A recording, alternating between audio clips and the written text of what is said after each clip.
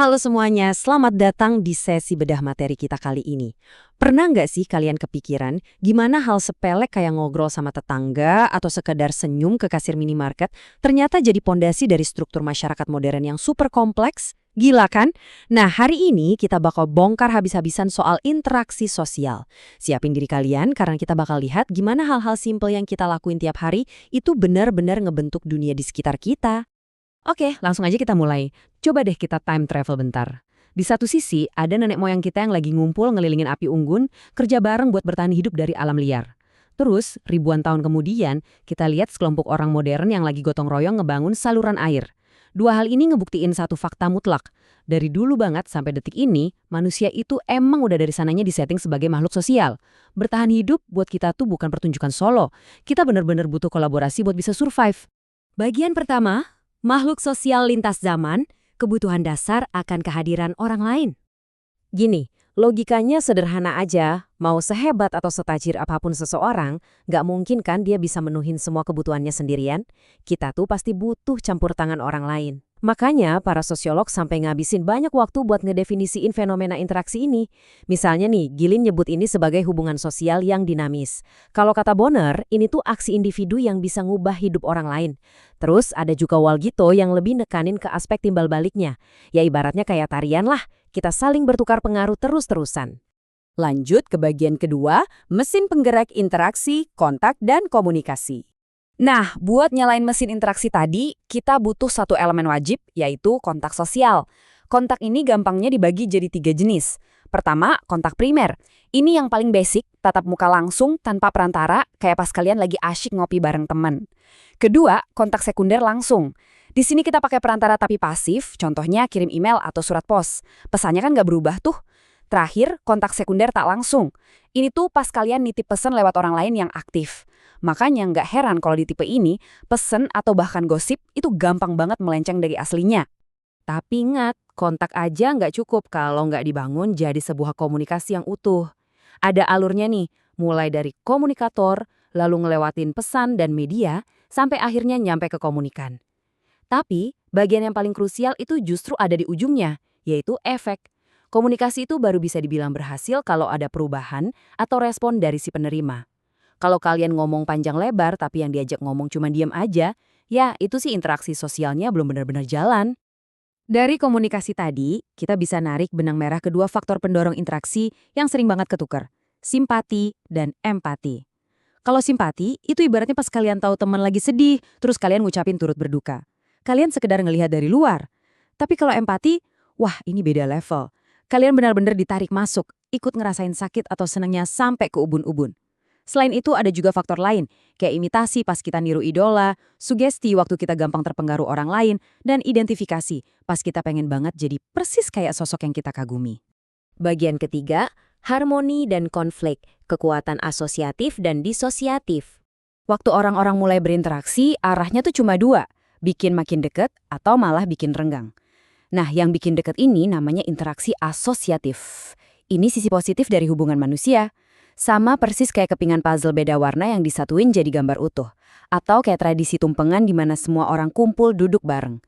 Bentuknya macam-macam. Ada kerjasama, akomodasi buat ngatasin masalah, terus asimilasi dan akulturasi yang ngegabungin budaya. Intinya ini semua bikin ikatan di masyarakat jadi makin kuat. Tapi, gimana kalau kepentingan orang-orang ini mulai tabrakan? Coba pikirin deh. Kita semua kan punya kebutuhan, mimpi, sama pandangan yang beda-beda. Mustahil dong kalau semuanya selalu mulus dan sejalan terus. Nah, disinilah sisi lain dari kehidupan sosial muncul. Bahkan di masyarakat yang paling damai sekalipun, gesekan atau konflik kecil itu udah pasti ada. Sesuatu yang alami banget. Pas kepentingan-kepentingan ini bentrok, muncullah yang namanya interaksi disosiatif. Kita lihat contohnya secara objektif ya. Misalnya bendera-bendera partai politik. Itu kan secara netral melambangkan kompetisi, persaingan buat dapetin tujuan yang sama. Terus, coba lihat orang yang lagi bisik-bisik di kantor ini. Wah, ini contoh sempurna dari kontravensi, semacam penolakan terselubung atau keraguan yang bikin suasana jadi canggung. Kalau dibiarin dan makin parah, disosiatif ini bisa berubah jadi pertentangan atau konflik terbuka. Masuk ke bagian keempat, kunci keteraturan sosial, mencegah kekacauan mutlak. Nah, dengan semua potensi konflik tadi, kok bisa sih masyarakat kita nggak hancur lebur? Bayangin aja, kalau masyarakat tuh bener-bener nggak punya aturan, pasti bakal kayak persimpangan jalan yang macet total, berantakan, saling serobot ke segala arah. Ini tuh metafora visual yang pas banget buat ngegambarin apa yang terjadi kalau interaksi sosial dibiarin gitu aja, tanpa ada nilai, norma, atau rasa hormat ke hak orang lain. Kekacauan mutlak, karena semua orang cuma mentingin egonya sendiri. Terus, kenapa kita nggak hidup di tengah kekacauan kayak gitu tiap hari? Kuncinya ada di satu hal, keteraturan sosial. Keteraturan ini nggak datang tiba-tiba loh, tapi lewat 4 tahapan dinamis. Mulai dari tertib sosial, di mana hak dan kewajiban jalan semestinya. Terus naik jadi order saat sistem normanya udah diakui. Dari situ berkembang jadi keajegan karena ada kepatuhan yang konsisten. Sampai akhirnya ngebentuk sebuah pola interaksi yang permanen. Kepatuhan pada pola inilah yang bikin arus hidup kita sehari-hari bisa ngalir dengan mulus dan efisien. Bagian kelima, membentuk anggota masyarakat, proses sosialisasi. Satu hal yang harus kita ingat, nggak ada bayi yang tiba-tiba lahir terus langsung paham hukum dan etika masyarakat kan? Semuanya harus ditanamin. Proses nanam nilai-nilai ini namanya sosialisasi, dan ini dibagi jadi 2 tahap besar. Pertama, sosialisasi primer. Ini terjadi di masa awal kehidupan kita, di dalam lingkaran intim keluarga. Disinilah pondasi utama kita dibentuk. Terus, pas kita mulai melangkah keluar rumah, kita masuk ke sosialisasi sekunder. Di tahap ini, kita belajar dari sekolah, temen nongkrong, atau lingkungan kerja buat kenal aturan main dunia nyata yang lebih kompleks. Buat ngejalanin proses ini, masyarakat punya yang namanya agen sosialisasi. Menarik banget loh kalau kita lihat kontras antar agen ini. Di satu sisi, ada institusi formal dan terstruktur kayak sekolah yang ngajarin anak-anak kedisiplinan secara langsung. Tapi di sisi lain, ada juga agen yang bergeraknya tuh masif tapi diam-diam, yaitu media massa. Mulai dari koran sampai konten sosmed di layar HP kalian, semuanya secara nggak sadar terus-terusan ngebombardir kita sama standar dan norma baru. Mereka benar-benar ngebentuk siapa kita tanpa kita sadarin. Terakhir, bagian keenam, fondasi penyangga, lembaga sosial.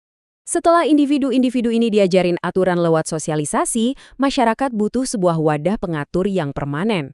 Wadah ini namanya lembaga sosial. Mari kita lihat lembaga yang paling pertama dan paling krusial, keluarga. Keluarga itu ibarat jangkar. Mereka punya banyak fungsi esensial buat ngejaga kestabilan. Mulai dari fungsi reproduksi, ekonomi, ngasih perlindungan atau proteksi, jadi tempat sosialisasi pertama, sampai fungsi afeksi. Fungsi afeksi ini gila sih pentingnya, karena cuma keluarga lah yang bisa ngasih kehangatan tulus yang nggak bakal bisa disediain sama lembaga birokratis manapun. Terus, ada juga lembaga pendidikan formal. Begitu seorang anak melangkah keluar dari zona aman keluarga, sekolah langsung ambil alih buat ngebentuk tingkah lakunya lewat sistem yang diakui negara. Fungsinya benar-benar pragmatis buat masa depan, ngebekalin individu supaya siap terjun ke dunia kerja, ngajarin gimana caranya hidup bernegara yang benar, dan pastinya nyediain ruang khusus buat ngembangin bakat serta potensi maksimal mereka. Jadi begitulah kira-kira gambaran besarnya. Dari senyum sapaan di pagi hari, rasa empati pas dengerin temen curhat, sampai ketaatan kita nunggu di lampu merah, setiap tindakan kecil kalian itu ibarat seutas benang. Benang-benang inilah yang terus terjalin, disatukan oleh sosialisasi, dan dijagain sama lembaga-lembaga tadi buat ngebentuk jaring masyarakat yang super raksasa ini. Mengingat setiap komunikasi yang kita lakuin selalu ngasih efek ke dunia di sekitar kita, coba deh kalian renungin sebentar hari ini. Di dalam jaring yang tak kasat mata ini, apakah tindakan kalian ngebantu nyatuin masyarakat atau justru malah bikin renggang? Pertanyaan yang patut dipikirin kan? Teruslah belajar, teruslah bertanya, dan sampai jumpa di sesi bedah materi kita selanjutnya.